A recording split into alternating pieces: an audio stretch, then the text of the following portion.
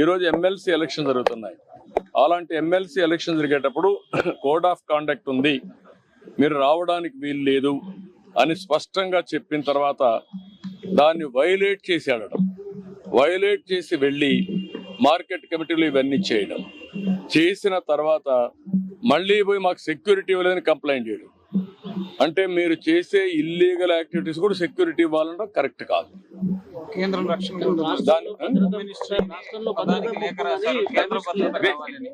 This is where నేను అనేది అంటే ఎప్పుడు కూడా రాజకీయ పార్టీల్లో ఉండే నాయకులం ప్రజాస్వామ్యయుతంగా ప్రవర్తించాలి.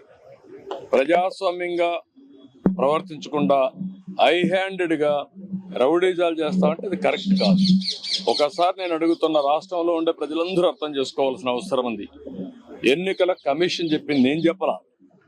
ఎన్నికల కమిషన్ తెలుగుదేశం పార్టీ ఎన్డీఏ కాదు, స్వయం ప్రతిపత్తి కలిగిన వ్యవస్థ. అది అన్ని రాజకీయ పార్టీలను రెగ్యులేట్ చేసే వ్యవస్థ.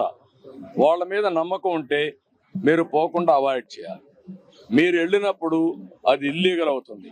మీరు ఇల్లీగల్ యాక్టివిటీకి పోలీస్ ప్రొటెక్షన్ ఇవ్వడం ఎక్కడన్నా మనం చూసామా? మీరు అడగడం ఏంటి?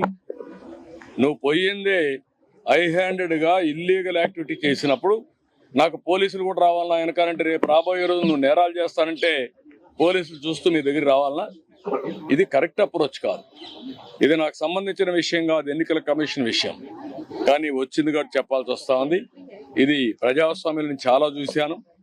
ఇలాంటి రాజకీయ నాయకుల్ని, ఇలాంటి రాజకీయ పార్టీలను ఎప్పుడు చూడలేదు.